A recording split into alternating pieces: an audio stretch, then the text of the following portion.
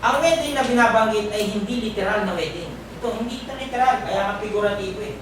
Pag sinabing figurative, ito yung merong mga part of speech na mahirap unawain. Simple lang malaman. Sa Bible, pag malabo yung usapan, hindi ko mag-gets, figuratibo yan.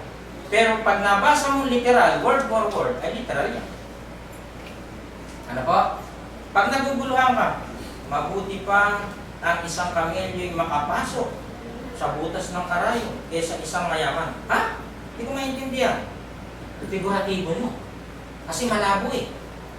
Pero pag nabasa mo clear, ay literal. So, di ba? Ito ay isang simbolo lamang. Ilustrasyon. Ayun pala yung ibig sabihin, no? Kita mo nga? Yun pala yung ibig sabihin niya. Ang wedding na binabanggit ay hindi literal na wedding. Ito ay isang ilustrasyon tungkol sa isang mahalagang pagtitipon. Nag-i-invite ang Diyos, gusto niya maligtas lahat. Pero ayaw ng tao. Inilalarawan ito sa isang kasalan upang maging pamilyar sa mga tagapakinig ni Jesus ang isang kwento. Nung nakaraan, may kinalaman doon sa mga ilawan. Siguro yung audience niya. May kinalaman sa mga dalaga.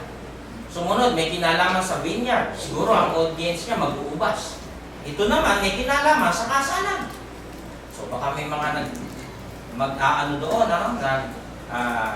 gustong ng pakasal o kaya naman, meron doong mga gusto ng lumapit sa Diyos at ayaw na rin sa paniniwala ng mga Hudyo. Pwedeng ganun.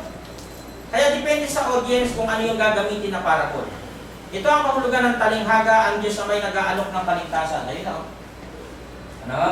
Si Jesus ang naging daan para sa ating kaligtasan. Ang handaan ay lumalarawan sa isang pagtitipong banal. Gusto niya mag-gather lahat ng tao, gusto niya makaalam lahat ng salita ng Diyos eh. May talata. Naalala ko na naman. Gusto niya makaalam lahat ng salita. Hindi niya gusto may mapahama kasi po, walang magagawa ang tao pag naitapo na sa impyerno, wala nang walang repentance dun eh.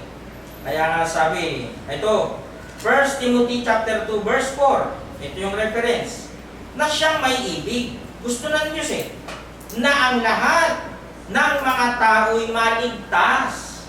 Ayun yung may mapapahama. Maligtas at ano? At makaalam na katotohanan. Pag nalaman mo, mapapalaya, ay oo nga, mali nga. Kasi may batayan. Huwag kayong makikinig sa sinasabi ko po kasi maaari ko magkamali. Tao ko. Ang pakinggan nyo po yung talata. Ano? Na hindi ibig ng Diyos na may mapunta dyan sa impyerno. Hindi niya ibig na may mapahamak eh.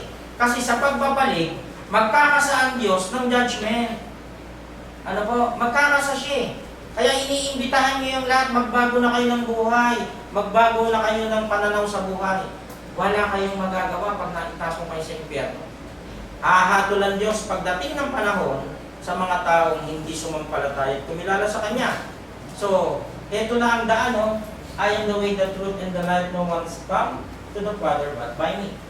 Hindi si Kibuloy, okay, maniniwala dyan. Ang daan lang, si Jesus Christ, may talata yan. Ano ho? Lagi natin sinasabi yan kasi ang daming nabobola. Sino ba yung nalitis mo sa Senado? Si Commander Aguila ba? Ano ba? O, tignan mo. Tignan mo yan, ha? O, ang dami pang hindi nakakalam ng Bible. Dahil sa paniniwala na siya daw yung Diyos doon. Yan nga. Binenta ng mga tao yung mga lote nila. Ako, kalaki-laki parang kingdom. O, kita mo ha? Kung alam mo yung katotohanan, tututol ka dyan. Ano? Ikaw? Ang Diyos? Ikaw ang ano rito? Hindi. Si Jesus Christ. Hindi ikaw. Diba? I am the appointed Son of God. Iguloy naman yan.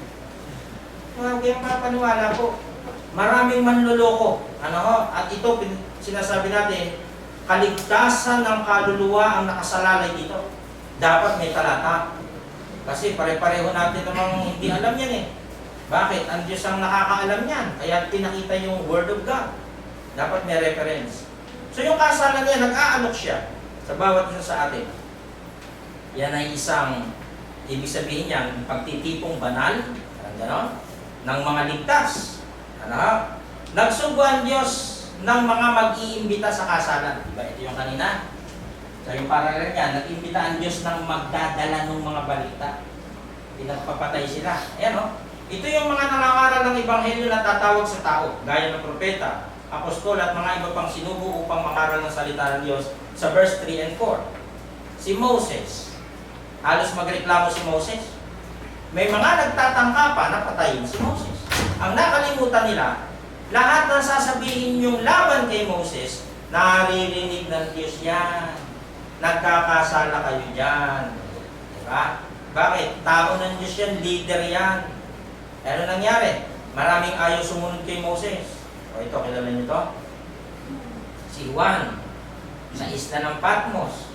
Siya ipinatapon doon dahil sa kakapangaral niya ng Word of God.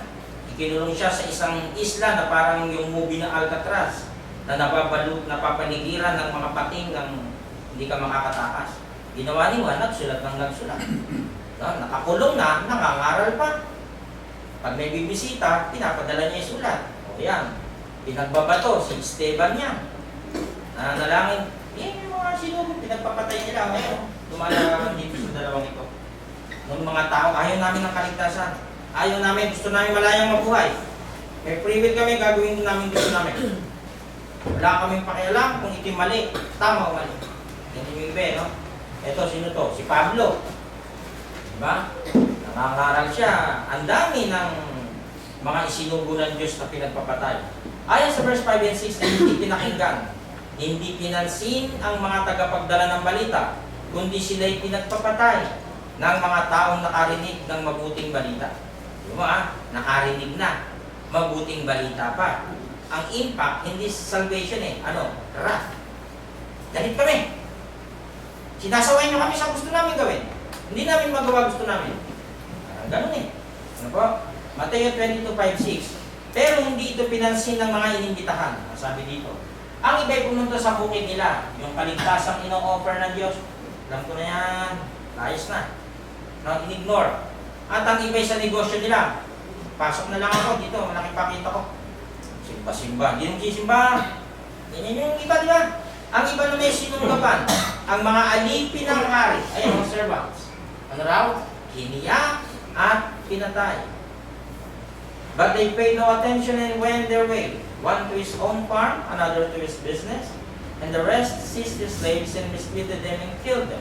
But the king was enraged, and he sent his armies and destroyed those murderers and set their cities on fire. Yung mga sinendyan ng mga armies, walang iba yan kundi angels. Sila yung tinatawag na mga ng Diyos messenger ng Diyos, diba, ang messenger ng Diyos, yung pinadala kay Maria, si Gabriel. Ikaw ay pinagpala. Yung mga pang-army naman na panggera, si Archangel Michael, no? Mga pandigma ito. So may mga messenger ng Diyos na iba't iba na ipinadadala doon sa mga tao para sabihin yung kalooban ng Diyos. May talata yun I think Hebrew.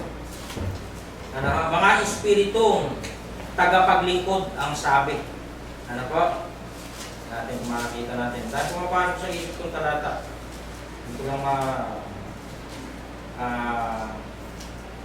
yan na naman. Maghahanap na naman tayo. Ayun, 1:14 ng Hebrew. Hindi baga silang lahat ay mga espiritong tagapaglingkod na mga sinugo upang magsipaglingkod sa kapakinabangan ng mga magmamana ng kaligtasan. Diba? Pinaglilingkuran nila yung mga tao. Ang sabi ng Bible tungkol dun sa sinugo, kayong mga taga-Jerusalem, binabato ninyo at pinapatay ang mga propeta na isinugo ng Diyos sa inyo. Sabi ng ating Panginoong Hesus, maraming beses ko na kayong gustong tipunin. Yan. Gusto ko maligtas kayo At alagaan gaya ng isang inahing manok na nagtitipon ng kanyang mga sisil sa ilalim ng kanyang mga pakpak. Pero ayaw ninyo.